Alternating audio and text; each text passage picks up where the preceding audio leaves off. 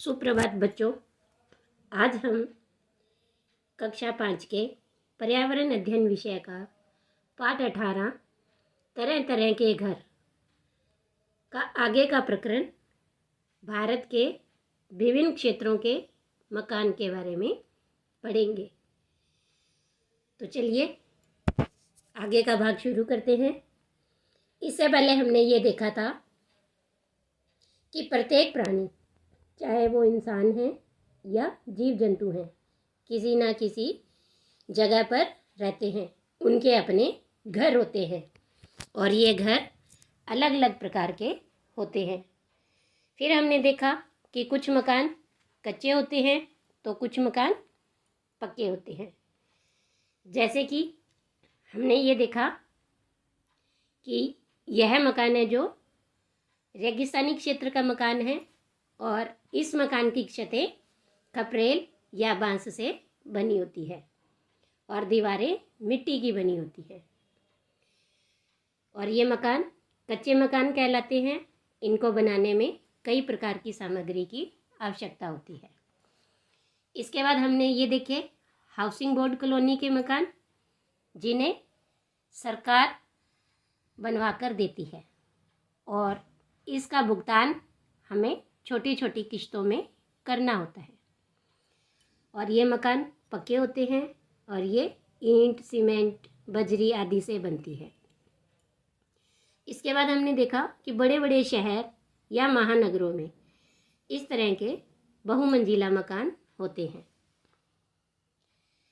फिर हमने देखा कि इनको बनाने में भी इसी तरह की सामग्री की आवश्यकता होती है। जैसे हाउसिंग बोर्ड कॉलोनी में जो मकान बनते हैं वही सामग्री की आवश्यकता होती है, जैसे कि ईंट, बजरी, लोहा, सरिया, कंक्रीट आदि। मकान कैसा भी हो और उसके अंदर शुद्ध हवा और रोशनी पर्याप्त होनी चाहिए। अब इस तरह से हमने ये भी देखा कि जिस क्षेत्र में जो वस्तुएं ज़्यादा मिलती है उसी क्षेत्र में उसी वस्तु से मकान बनाए जाते हैं। जैसे रेगिस्तानी क्षेत्र में अगर रेत है तो वहाँ की जो दीवारें हैं वो मिट्टी से बनाई जाएंगी। अगर जिस स्थान पर पत्थर ज़्यादा मिलते हैं तो वहाँ की छतें और दीवारें पत्थर से बनाई जाती हैं। और जिस क्षेत्र में लकड़ी ज़्यादा मिलती है तो वहाँ ज़्यादातर मकान लकड़ी के बने होते हैं। तो आज हम इसी तरह से भारत के विभिन्न क्षेत्रों के मकान के बारे में देखेंगे। हमारे देश भारत में भौगोलिक विविधता पाई जाती है।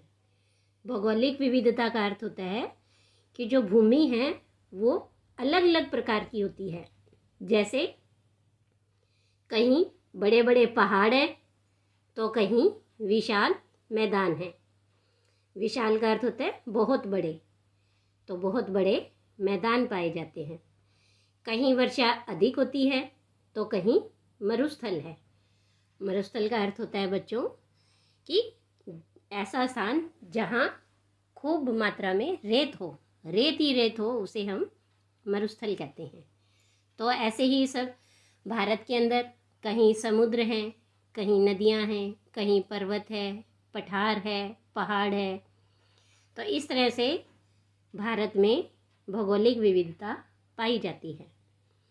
अलग अलग क्षेत्रों में वहाँ के मौसम के अनुसार मकान भी अलग अलग प्रकार के होते हैं।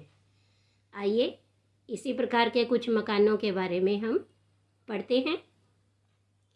सबसे पहले है समुद्र तटीय क्षेत्रों के मकान। कि जो समुद्र तटीय क्षेत्र हैं, समुद्र के किनारे के जो मकान हैं वो कैसे होते हैं। अगर आप भारत का मानचित्र देखेंगे तो उसमें आप देखेंगे कि इसके 3 और समुद्र हैं। यानी जैसे हमारे भारत का नक्शा इस तरह से है, मैं ऐसे ही बना रही हूँ थोड़ा। तो भारत के इस तरफ 1, 2 और ये इस तरफ 3 तरफ समुद्र है। अतः हमारे देश के कई शहर व गांव समुद्र तट पर बसे हैं। समुद्र के पानी में ऊंची ऊंची लहरें उठती हैं, समुद्री तूफान भी आते हैं यहाँ कभी कभी बरसात अधिक होने से बाढ़ भी आ जाती है। नीचे देखिए, ऐसे ही एक समुद्र तट के किसी गांव के घर का चित्र दिया गया है। तो ये देखिए, यहाँ पर आपको ये समुद्र दिखाई दे रहा है और उसके पास में एक ये घर दिखाई दे रहा है। तो अब देखिए, इसी से जुड़े हुए कुछ प्रश्न हैं कि यहाँ मकान की दीवारें मिट्टी की बनी हो तो क्या होगा। अगर समुद्र तट पर मकान की दीवारें हम मिट्टी की बनाएंगे तो जब समुद्री तूफान या तेज बारिश आएगी तो वह दीवारें हैं वो टूट जाएंगी, नष्ट हो जाएंगी। इसके बाद दूसरा प्रश्न है, इन मकानों को बनाने में लकड़ी का प्रयोग अधिक क्यों हुआ है। अब देखिए, जो समुद्री तटीय घर होते हैं उनके आसपास जंगल भी अधिक होते हैं, और जंगल है तो वहाँ लकड़ी भी आसानी से और ज़्यादा मिल जाएगी। इसीलिए मैंने पहले भी बताया कि जिस स्थान पर जो वस्तु ज़्यादा मिलती है, आसानी से मिलती है, उसी वस्तु का उपयोग मकान बनाने में किया जाता है। और इसके साथ साथ जो लकड़ी होती है वो समुद्री तूफान से बचाती भी है। इसके बाद अगला प्रश्न है, हमारे आसपास जंगल कम हो रहे हैं, अतः मकान बनाने में लकड़ी के स्थान पर क्या क्या सामग्री काम में ली जा सकती है।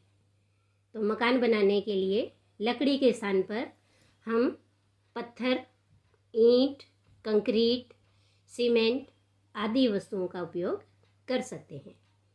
तो ये तो हमने पढ़ा कि समुद्र के किनारे मकान किस प्रकार के होते हैं।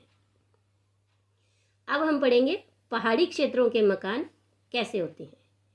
तो पहाड़ी क्षेत्रों में देखिए, हमारे देश के राज्य जैसे हिमाचल प्रदेश, जम्मू कश्मीर आदि पहाड़ी क्षेत्रों वाले राज्य हैं। अब जब पहाड़ी इलाका है तो वहाँ बर्फ़ अधिक गिरती है और यहाँ के मकानों की छतें भी ढलान वाली होती हैं। तो ये देखिए, पहाड़ी क्षेत्रों का मकान नीचे आपको दिखाई दे रहा है और इनकी छत देखिए इस तरह से, ये देखिए यहाँ पर इस तरह से ढलान वाली छतें हैं।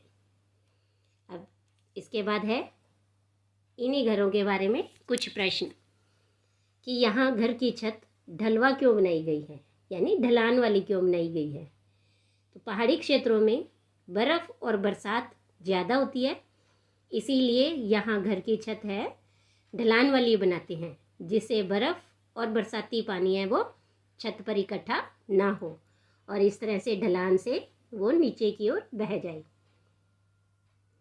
अगला प्रश्न है, ये मकान हमें सर्दी से कैसे बचाते हैं। तो ऐसे मकानों में सर्दी से बचने के लिए आग जलाने की अलग व्यवस्था होती है। और दूसरा ये भी है कि यहाँ के मकान लकड़ी के बने होते हैं और लकड़ी पर सर्दी और गर्मी का असर कम होता है। इसके बाद है कि भारत के मानचित्र में जम्मू कश्मीर, हिमाचल प्रदेश, केरल और तमिलनाडु राज्य को ढूंढिए। तो जब हम भारत का मानचित्र देखेंगे इस तरह से ऐसे,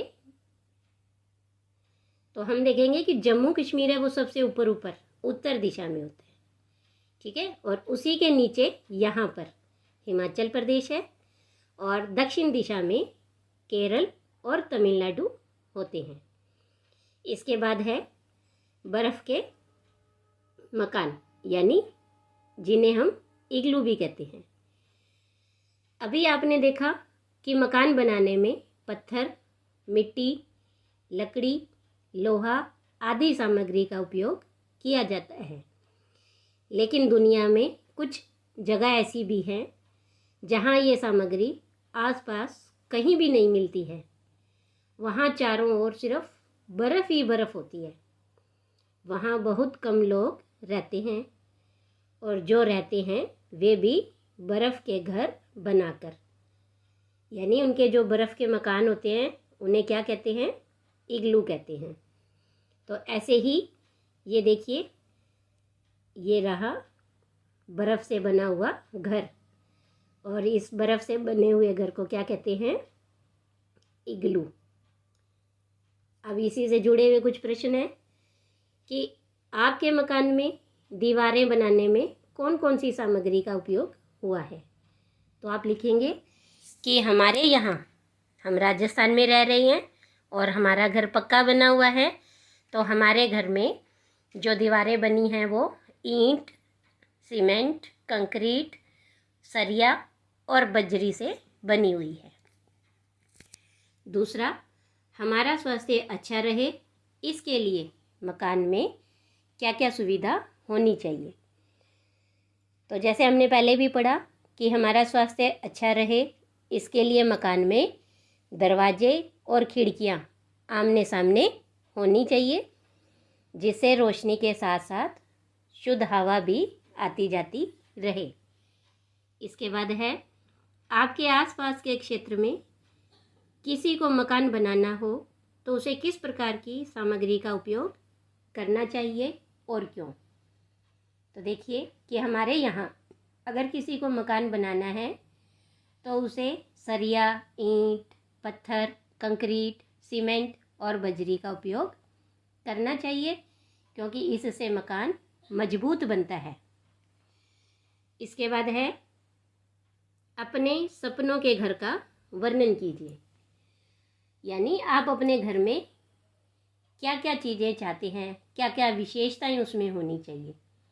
तो हम ये लिख सकते हैं, घर के सभी लोगों के लिए अलग अलग कमरा हो, मेहमानों के लिए एक अलग कमरा हो, और मेहमानों के बैठाने के लिए, जिसे हम बैठक कहते हैं, वो एक अलग से हो, एक बड़ी रसोई हो और हर कमरे में बाथरूम की व्यवस्था हो। इसके अलावा जैसे गैराज हो जिसमें हम अपने साधन खड़े कर सकें, घर के बाहर एक सुंदर सा बगीचा हो, घर में धूप भी आए, रोशनी भी हो और हवा भी हो, और घर में एक पढ़ने का कमरा भी हो। इसी तरह से हम चाहते हैं कि हमारा सपनों का घर होना चाहिए। इसके बाद देखिए, अगला प्रश्न है, अखबार में किसी बहुमंजिला मकान का विज्ञापन देखिए और इसका चित्र काटकर अपनी कॉपी में लगाइए और उसमें दी जा रही सुविधाएं अपनी कॉपी में लिखिए। तो आप इस तरह से, जैसे हमने पहले देखा बहुमंजिला मकान का, इस तरह से कई बार बड़े शहरों के अखबार में विज्ञापन आता है कि यहाँ इस तरह से भवन बनेगा और इसमें ये सुविधाएं होंगी, पास में सड़क लगेगी, उसमें इतने कमरे हैं, इतने बाथरूम हैं और इसका पट्टा मिलेगा आपको, इसमें ऊपर नीचे जाने के लिए लिफ्ट है, हवादार है और पास में ही मंदिर है, पार्क है, बाजार है, पानी बिजली की सुविधाएं हैं। इस तरह से उसमें बहुत सारी सुविधाएं दी होती हैं और वो आपको अपनी उत्तर पुस्तिका में लिखनी है। तो इस तरह से बच्चों, हमने इस पाठ में ये देखा कि मकान तरह तरह के होते हैं, अलग अलग प्रकार के मकान होते हैं। मकान बनाने में अलग अलग सामग्री की आवश्यकता होती है। मकान मौसम के अनुसार, आवश्यकता के अनुसार और क्षेत्र के अनुसार बनाए जाते हैं। पहाड़ी क्षेत्रों के मकान अलग होते हैं, बर्फ़ के मकान अलग होते हैं, रेगिस्तानी क्षेत्रों के मकान अलग प्रकार के होते हैं और समुद्र के किनारे जो मकान बनते हैं वो अलग प्रकार से बनते हैं। इसके अलावा हमने देखा कि एक प्रकार का मकान और होता है रैन बसेरा, जिसे गरीब व्यक्तियों के लिए सरकार द्वारा बनाए जाते हैं और उसमें निःशुल्क सभी प्रकार की सुख सुविधाएं सरकार द्वारा उपलब्ध करवाई जाती हैं। तो इस तरह से आपका ये पाठ पूरा होता है। आज के लिए इतना ही। धन्यवाद।